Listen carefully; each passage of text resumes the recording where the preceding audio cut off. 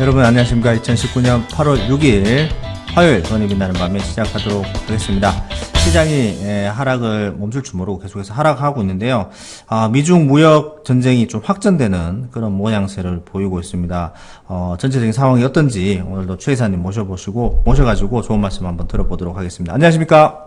네, 반갑습니다. 오늘 뭐 코스피 코스닥 지수가 장 네. 초반 갭 하락하면서 코스피 지수가 1900선을 깨고 코스닥 네. 지수도 장중 540선을 이제 하회하면서 좀 장중 이제 또 다시 1%대로 상승하긴 했습니다만 다시 장 마감이 좀 하한으로 이제 마감이 되는 그런 모습들을 보였는데 네. 아무래도 큰 영향을 많이 주는 것들이 미국과 중국의 무역 전쟁이 확전되는 점점 이제 좀 강도를 높여가는 그런 상황인 것 같습니다.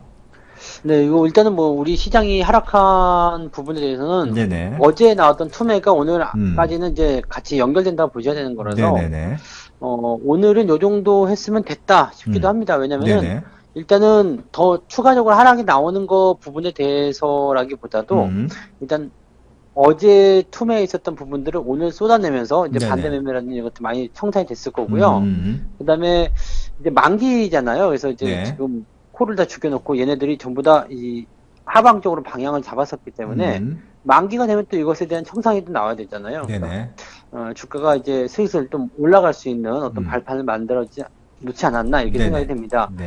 다만 이제 그렇게 시장이 좀 하락한 것에 대한 배경을 이제 외부 요인으로 많이들 찾고 있죠. 뭐 우리나라는 사실 잘못이 없다. 네네. 네, 그리고 이제 잘못은 다 외국 쪽에서 어떤 변수 때문이다라고 일단은 네네네. 분석이 되는 건데 그 중에 이제 가장 강력한 게 미중 무역 분쟁 쪽이겠죠. 네네. 이제 환율 전쟁으로 확전된다라는 얘기가 나왔어요. 그렇습니다. 네, 전일 중국의 위안화가 측면에 돌파를 하고 나서부터 강력하게 네. 지금, 안 그래도 지금 트럼프는 금리 인하를 얘기를 하고 있고, 약달러를 계속해서 얘기를 하고 있는데, 중국이 먼저 치고 나와버렸어요. 이게 트럼프가 지금 그것을 보고서 굉장히 좀 어린아이처럼 막 조르는 투정 부리는 그런 형태의 모습이 나왔거든요. 네네네네. 야, 저거 봐라. 중국 걔네들 환율 올렸다. 저거 환율 조작 아니냐? 네. 야, 우리도 빨리 금리 더 내려야 되는 거 아니냐? 막 그러면서 네. 이런 식으로 막 좀 압박하는 분위기 그런 것들이 많이 만들었거든요. 네네. 근데 사실 이제 중국의 환율이 이렇게 올라간 이유에 대해서는 환율이 올라가는 것은 뭐 별다른 게 아니죠. 그냥 경제 상황이 안 좋다거나 또 이제 뭐 외국인들 매도가 많이 나갔다거나 네네. 등등 그런 이유들인데 어쨌든 중국의 환율이 이제 7위안대를 빵 하고 넘어가면서 그동안 유지했었던 이 사상 처음으로 7위안을 넘어간 거거든요. 네네네네. 그래서 이렇게 안 좋아라는 생각이 좀 들 수도 있었을 테고 네네. 또 이제 트럼프 입장에서는 아주 좋죠. 지금 관세 매긴다고 하니까 너희들이 환율을 올려가지고 이것을 무력화시키려고 하는 거구나. 좀 쌤쌤이 하겠다, 뭐 이렇게 얘기를 그렇죠. 하는 그런 모양이 있더라고요. 너희들이 환율을 하는 거구나. 이런 식으로 이제 몰아가기가 딱 좋은 모습이었죠. 그러니까 네네네. 오늘은 이제 그래서 그런 것들 어느 정도 의식했을 거예요. 왜냐면 환율 조작국으로 지정이 되게 되면 문제가 복잡해져요. 이게 국제적으로 이제 미국이 공식적인 제재를 가할 수 있는 상황이 되거든요. 네네. 그래서 이 환율 조작국을 지정이 됐죠. 네, 지정됐습니다. 네. 지정을 했어요. 그래서 네네. 이런 것들에 대한 그런 불안감들을 좀 잠재우기 위한 내용으로 오늘 인민은행에서 이제 14일인가요? 이때 중앙은행 증권을 발행하겠다. 이게 뭐냐면 단기 채권입니다. 그냥 은행에서 발행하는 채권인데 네네. 약 5조 원 정도 규모가 된다고 그래요. 네. 그러니까 요거를 채권 발행하면 이제 위안화가 이걸 사기 위해서 들어올 거 아니에요. 그러면 시장에 위안화가 줄어들 것이다. 네네. 그러면 당연히 위안화가 줄어들기 때문에 환율이 안정될 것이다. 이런 쪽으로 이제 계산을 좀 하고 있는 모습이고요. 네네.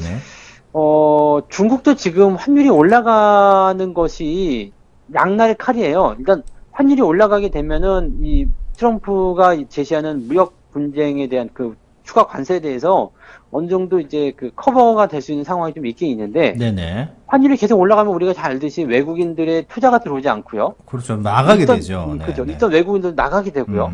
그다음에 경제 성장률이 안 좋다는 인식이 계속 들을 수밖에 없거든요. 네네. 그러니까 이런 상황이 좀 돼요. 그러면 이 환율을 이제 너무 또 올라가는 것을 방지하기 위해서는 얘네들이 또 외환 보유고를 또 써야 된단 말이에요. 그렇죠.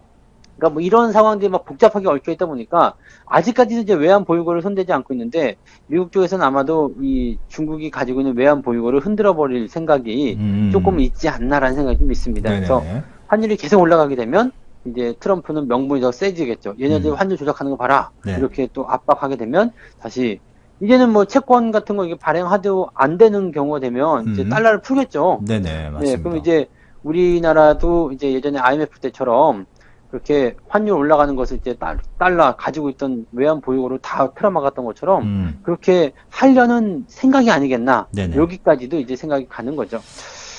그런 상황에서 이제 또 트럼프가 원하는 거, 연준의 금리 인하가 되겠죠. 네, 또. 금리 인하. 네네. 연준에게 금리 인하를 해라. 네. 쟤네들도 금리 저런 식으로 환율 가지고 장난치는데 우리도 약달러 만들어야 되는 거 아니냐. 금리 그래서 인하를 하자. 연준을 이제 더 압박하는 모습이 나타났죠. 네네.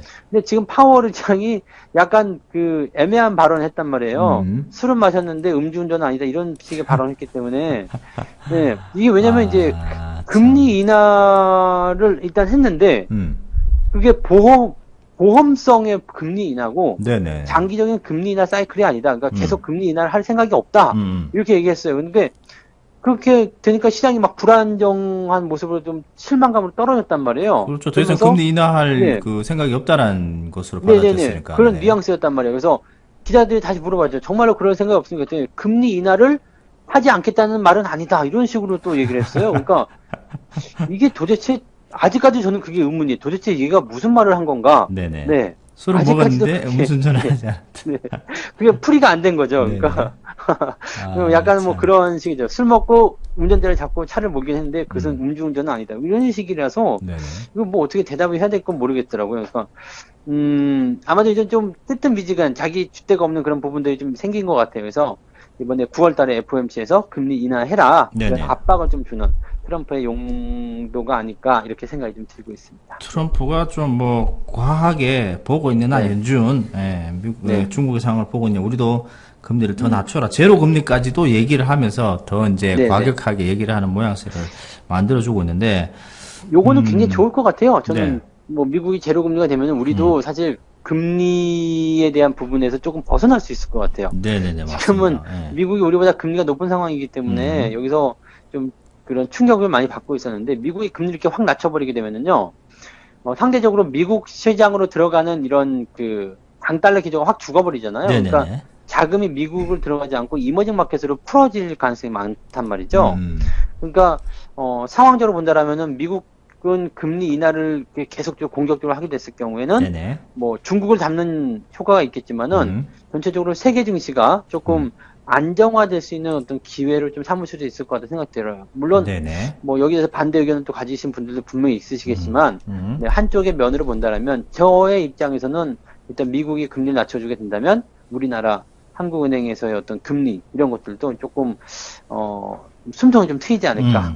네, 일단 뭐 답답한 게 좀 해소되지 않을까 이런 생각이 좀 듭니다. 고민되는 부분 한 가지 덜어낼 수 있는 그런 부분이 되지 않을까 생각이 되네요.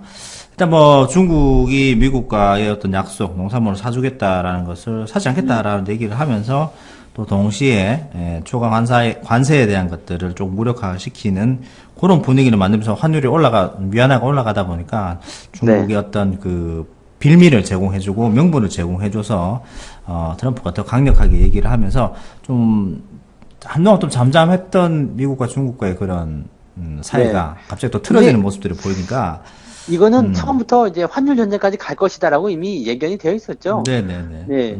그래서 뭐 일단은 무역 분쟁에 대한 부분을 걸고 넘어갔긴 했지만 처음에 시발점은 일단 중국이 미국에 대해서 흑자를 너무 많이 보고 있다. 우리가 이게 미국이 중국에 대해서 적자를 너무 많이 보고 있기 때문에 이것을 좀 줄이자. 원래 이걸 시작을 했지만 협상이 진행되면서부터 이제 뭔가 느낌이 좀 이상한 걸 중국이 받았단 말이죠. 지적재산권이 갑자기 나왔어요. 그러니까 이것은 뭐냐면 중국이 그동안 이제 야망을 가지고서 막 이렇게 발전해 나가는 그런 것들을 한 방에 커팅 시켜가지고 너희들 따라오지 마 이거랑 똑같은 거거든요. 그러니까 그런 미국의 의도를 일단 알아냈기 때문에 중국도 지금 굉장히 고심을 좀 하고 있는 거죠. 여기서 만약에 중국이 지적재산권 인정해가지고 물러나게 되면 지금의 중국으로서는 당분간은 미국을 따라잡을 수가 없어요. 네, 뭐 격차가 더 벌어지게 되겠죠. 그렇죠. 아무래도. 따라잡을 수가 없는 상태가 돼버리기 때문에 현재 시점에서는 중국은 이제 용단을 내려야 되는 상황인데 이게 또 시진핑의 정치 생명과 연결이 있을 거란 말이에요. 밀접한 연관이 있겠죠. 아무래도. 그렇죠. 그래서 참 이게 이쯤에서 그만하고 싶을 텐데, 예. 주석은 그만두기 싫고, 네. 네, 뭐 그런 상황이겠죠. 네, 뭐 양쪽에 있는 떡을 다 먹고는 싶은데, 입은 하나밖에 없고, 하나는 포기해야 참, 되는 상황이 네, 되니 네, 그런 고민이 상황일 많을 겁니다. 것 그래서, 같네요. 네. 일단은 뭐 수위를 조절해 가면서 음. 그냥 계속 해 나가려고 할 생각이다라고 생각하고는 있는데, 네. 미국이 계속적으로 저게 독하게 나온다 그러면 중국도 더 이상 나빠지는 길을 택하지 않고 일단은 인민들 살리는 쪽으로 가야 되지 않을까. 뭐 그 생각을 좀 해봅니다. 진정하게 뭐 자국민을 위한다면 예, 그 네, 네. 방법이 맞긴 하겠는데 과연 어떤 선택을 할지 궁금은 하긴 합니다. 전체적인 시장의 영향성을 또 가장 많이 주는 게 G2의 그런 무역 전쟁이 아닐까. 더불어 국내 시장도 좀 이제 오늘 전체적인 아래 꼬리를 좀 다는 모습들을 보여주는데 오늘 그 시장에서 개인 투자자 도저히 이제 버틸 수가 없다. 그래서 반대 매매 투매로 나오는 상황. 지금 전체적인 투자 종합에 개인들이 계속해서 연일 이제 던지는 상황들이 많이 나오네요. 네네. 요건 어떻게 보십니까? 이게 수급적인 상황에서 보면 네네. 개인들이 팔고 있는 것은 이거는 우리한테 뭐 좋은 소식을 전해줄 수가 있겠죠. 네네네. 다만 이제 개인들이 팔 때 어느 정도의 그 받아주는 네네네. 물량들이 들어오느냐 이건데 오늘 네네. 기관들이 1조 들어왔단 말이에요. 금융투자에서 5천억, 네, 예, 연기금에 4천억. 연기금 쪽에서 4천억이고 네. 금융투자에서 5,200억인데 상당히 많은 편이죠. 상당히 많은 편인데 이 정도의 물량이 들어왔다. 그리고 코스닥 쪽에 특히 또 이 물량이 개인들 물량이 많이 집중이 됐었는데 네. 이걸 외국인하고 기관이 또 싹 들어갔습니다. 그러니까 지금 같은 경우는 이제 뭐 반대 매매도 많았을 테고 네네. 또 워낙 이제 뭐 코스닥 같은 경우는 바이오 쪽이 좀 덩치가 크게 많았을 테니까 거기에서 이제 부담감들이 좀 커졌겠죠. 네. 그러니까 지금은 일단 개인들 매도가 나오고 일단 수급은 이렇게만 보시면 됩니다. 지수가 뭐 많이 하락했다 뭐 이런 부분에 중점 잡지 마시고요. 네네. 개인들이 많이 파니까 일단은 지수가 하락할 수밖에 없는 상황이지만 그 하락하는 과정에서 사고 있느냐 안 사고 있느냐만 보시면 되거든요. 수급은 네네. 세 개밖에 없어요. 개인, 외국인, 기관. 네. 그러면 개인이 아닌 그 다른 주체가 사고 있다 그러면은 그것은 주가가 더 이상 내려가지 않고 바닥을 이 근처에서 잡아줄 가능성이 높다. 그리고 뭐 지금이 바닥이 아니라고 하더라도 일단은 단기적 반등은 나올 수 있다라고 판단하실 수 있는 거죠. 그러니까 네네. 이런 수급의 노력이 돼 있다라면 지수에 대한 부분들은 지금 현재 시점에서 지수가 지금 좀 많이 빠졌는데 어떡합니까? 네네. 현금화해야 됩니까? 이런 질문이 나오는데 네네. 지금 현금화하면 안 되는 거죠. 지금 현금화하면 이제 그냥 포기하는 거죠. 시장이 그렇죠. 이제 두 손 두 발 다 그러니까 들어버리는 거죠. 네. 장이 빠지는데도 왜 자꾸 매수하라고 하고 대기하라고 합니까? 라는 것이 아니라 지금 현재 시장 상황에서 이게 만약에 계속적으로 쏟아지고 있는 상황이라면은 뭐 이 부분에 대한 생각을 다시 해봐야 되겠습니다만 지금 보시면은 외국인들 매수가 사실적으로 계속 들어오고 있었고요. 네네네. 개인들 물량이 쏟아지게 되면서 이런 부분들이 아래로 밀렸단 말이죠. 그러니까 이런 것들을 좀 우리가 좀 읽으실 수 있으면 좋을 것 같아요. 그래서 네. 뭐 수급을 가지고서 전체 시장 동향을 판단할 수 없겠습니다만 뭐 여러 가지 악재들이 나온 김에 개인들의 어떤 이런 악성 매물들을 좀 네네네. 털고 가자 이런 식으로 가는 것 같아요. 네. 신용 매물들이 상당히 많이 좀 이렇게 산적되어 있었는데 그런 것들이 동시에 반대 매매로 통해서 투매를 좀 불러일으키는 상황들. 항상 또 개인들 투매가 굉장히 많이 나오게 되면은 그 부근이 어떤 또 저점 부근을 만들어 나가는 그런 상황들이 발생되다 보니까 그런 것들을 좀 한번 또 유의 있게 살펴보시는 것도 괜찮을 것 같습니다. 자, 이제 바로 이제 종목 진단 있는 날이라서 종목 진단 바로 넘어가 보도록 하겠습니다. 시장이 가장 큰 화두 뭐 계속해서 말씀드리고 있습니다만은 코스닥 쪽이 가장 또 많이 빠지는 이유 중에 하나가 시총 상위주였던 신라젠이 아닐까 싶은데요. 네. 신라젠이 오늘도 장중 살짝 반등하는 모습들을 보여주다가 또 어김없이 또 연속으로 이제 세 번째 한가를 맞아버렸습니다. 이게 이제 어제였나요? 그제였나요? 이게 네네. 계속 말씀드리고 있는 내용이지만 물량이 풀릴 때 팔아야 돼요. 네네네. 근데 꼭 그럴 때 그 물량이 조금 풀릴 때 네. 오늘 아침에 동시효과 보니까 650만 주 정도에서 왔다 갔다 하더라고요. 네네네. 그러니까 오늘은 장중에 한번 풀리겠구나 생각이 돼서 팔 수 있는 기회입니다라고까지 제가 말씀드렸었거든요. 네네네. 왜냐하면 이런 상황에서는 주가가 단기적 반등을 좀 하기 위한 그런 모양새가 좀 나오기도 하고요. 네네네. 그 다음에 이제 물량을 약간 풀어가지고 반대 매매라든지 이런 것들 좀 쓸어버리는 상황이 좀 나오는데 이게 좀 풀리는 상태에서는 단타를 해가지고 뭐 한 5% 10% 먹으려고 들어가거나 아이고야. 저가다 해가지고 들어가시는 분들 굉장히 많은데 굉장히 위험한 이렇게, 발상이죠. 네, 이렇게 이거는 정말 위험한 발상이죠. 그리고 네네. 매매에 있어서 그런 쪽으로 대응하시는 것이 아니라 네네. 올라가는 종목을 투자해가지고 네. 네, 장기적으로 수익을 내는 것이 훨씬 더 이득이고 오랫동안 수익을 낼 수 있습니다. 이건 그 단기적 변동성을 가지고서 그냥 똑딱이 매매하는 것은 결코 좋지 않다라고 말씀드릴 수 있겠어요. 소위 뭐 핫다를 네. 한다라는 얘기를 많이 하시는데 그거 아, 그런 거는, 굉장히 네. 위험한 발상이십니다. 그런 네. 거 안 되시고요. 네네. 지금 이제 신라젠 같은 경우는 이제 오늘 물량을 준 상태에서 빠졌기 때문에 이제 개인 투자들이 안 팔았다면 할 말이 없어요. 네네네. 네, 매도할 수 있는 기회를 줬는데 음. 매도를 안 했다는 것은 할 말이 없죠. 그래서 여기서 이제 추가적으로 더 하락을 하더라도 뭐 방법이 이제는 글쎄요. 뭐 어느 정도까지 밀리게 되면은 이제 자리가 잡히게 하겠습니다만은 네. 그래도 상당히 오랜 시간 동안 충격을 좀 받을 거로 생각됩니다. 그래서 이제부터는 계속적으로 이제 물량이 좀 나올 수도 있겠습니다만 그래도 계속 안 좋은 상황이 연결될 것이라고 이렇게 예상을 해봐야 될 것 같죠. 네. 개인 투자자 여러분들께서 제가 뭐 인터넷에 그런 떠도는 글들을 보다가 보니까 이제 신라진 빠질 때부터 다 빠졌다. 왜냐면은 1년 전만 해도 15만 원까지 갔었던 종목인데 네. 지금 이제 15,000원까지 내려왔다. 나 10배 빠졌다라고 얘기하면서 다시 사보자는 그런 이게 그게 위험한 거예요. 위험한 그 발상을 네. 말씀을 하시는데 어느 지점을 기준으로 해가지고 그 네. 기준 대비해서 많이 빠졌다 이게 아니라 네네. 지금 현재 상황을 봐야죠. 그리고 그렇게 따지면은 이 종목이 저점대가 8,000원대 아닙니까? 네, 맞아요. 네. 그 여기서부터는 그러면 많이 올라갔다는 것도 지금 저점 대비해서 아직도 2배네? 네네. 이 생각 들 수도 있는 거 아닙니까? 그러니까 이게 진짜 조심하셔야 되는 조심해야죠. 상황, 네네, 네. 상황이고요. 신라젠 계속해서 비중 축소, 관점, 계속해서 말씀드렸습니다만은, 좀 안타깝게도 이쪽에서 아직 나머지 어떤 그 희망을 가지고 갖고 계신 분들이 물량을 못 하셨을 수도 있는데, 오늘 좀 정리를 좀 하시고, 내일도 좀 만약에 나오게 된다면은 빨리 손을 털고 나오시는 게 네. 좀 나을 것 같습니다. 그래야죠. 그리고 뭐 이제 나오는 단기 반등 이런 거 먹으려고 하지 마시고요. 아유, 굉장히 위험하시죠. 네, 네네.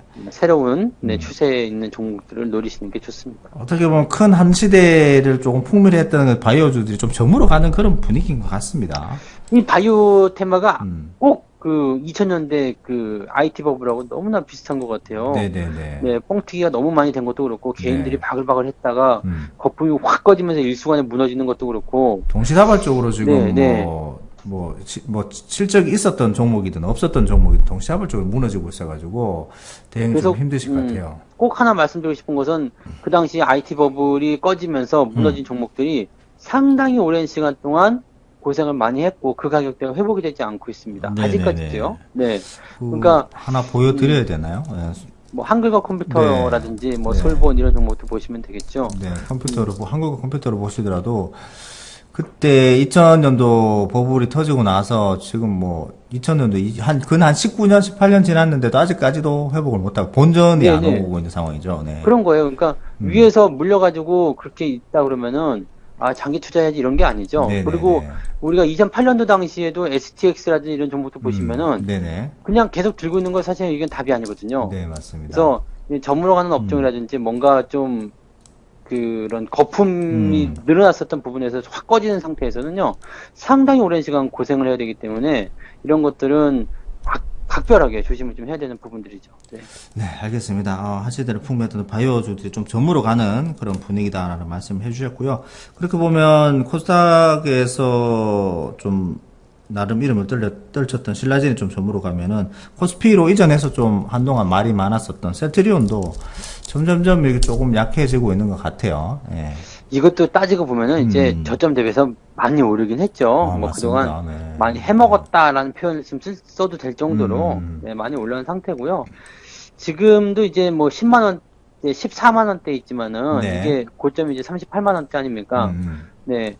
뭐 이쯤이면 또 많이 내려왔다 반토막 아니냐라고 생각하실지 모르겠습니다만, 네네. 네. 바이오 업황이 좋지 않고요. 네. 그다음에 뭐 이 종목이야 뭐 이렇게 뭐 임상에서 실패했다거나 이런 부분이 아니지만 또 다른 부분에서 어떤 부진들이 계속 나오고 있는 상황이니까 네네. 역시 마찬가지입니다. 그냥 업종 자체가 이렇게 내리막길을 걸을 때는 다들 조심하시는 게 좋겠죠. 그래서 요거는 신라젠만큼은 아니더라도 역시 뭐 추세적인 부분을 보면은 매도라든지 비중 축소라든지 건드리지 않는 것이 좋다 이런 식으로 계속 말씀드려야 될 것 같아요. 어떤 그 실적이라든가 호재성 뉴스가 많이 나오고 있는데 주가가 반응을 안 하고 계속해서 빠진다 그러면은 네. 한번 의심을 또 해보시는 게 낫지 않을까 싶습니다. 뭐 2분기 실적이 잘 나왔으니까 더 갈 거야라는 생각을 많이 또 가지시는 분들도, 그리고 또 인터넷 기사에서 그렇게 많이 얘기를 하니까 다시 한번 접근하시는 분도 계신데, 뭐 최사님이 말씀하셨듯이 저물어가는 업황군에 있다, 같은 군에 속해 있을 때는 물론 올라갈 때도 같이 단체 행동을 하지만 떨어질 때, 하락할 때도 같이 단체 행동을 한다는 것을 잊지 않으셨으면 좋겠다는 말씀 드립니다. 자, 신라젠 셀트리온 봤고요. 저희 팟빵에 종목 진단 의뢰하신 분이 계시네요. 라동수 아빠님께 월덱스를 이제 네네네. 여쭤보겠습니다. 웰덱스인가요? 월덱스인가요? 월덱스네요. 네. 월덱스네요. 네네. 월덱스요. 네네네. 요거는 보니까 그 반도체 관련주 네네네. 반도체 관련. 더라고요. 그래서 네. 뭐 이제 소재 관련한 그런 부분에서 뭐 좋은 소식이 있을 것이다. 그리고 삼성의 음. 비메모리 투자 네. 이런 쪽에서 어떤 기대감이 좀 있을 것이다. 이런 부분도 좀 있었는데 이게 2017년도부터 올라왔단 말이에요. 네. 주가가 한참 이제 IT 쪽 사이클 좋다라고 얘기 나올 때 올라왔고요. 실제로 실적이 2017년도 대비해서 2018년도가 거의 2배 정도 늘어났어요. 네네. 근데 올해 예상 실적은 2018년도와 크게 다를 게 없다. 음. 라는 전망입니다. 지금 현재 상황을요. 네네네. 보면 현재 이 기업이 지금 반도체 업황이 돌아선다라고 하지만 아직까지는 큰 기대감을 가지실 필요가 없겠고요. 그 다음에 많이 올라온 상태에서 지금 현재 주춤거리고 있는 업종이기 때문에 네. 현재 시점은 조금 애매하다 볼 수 있겠죠. 그리고 네. 지금 차트를 조금 길게 놓고 보시게 되면 이게 2011년도에 형성된 고점 라인 때하고 거의 다 맞물려요. 네네네. 네. 그럼 2011년도에 있었던 그런 고점, 2011년, 13년 이런 고점 때, 네네네. 그리고 2018년도에 초반에 있었던 고점 때, 그 다음에 바로 전에 형성됐던 고점 때. 네네. 이것이 전부 다 이제 매물대 역할을 하게 되면서 하나의 박스로 연결되겠죠. 이게 두꺼운 저항이 될 겁니다. 그래서, 네네.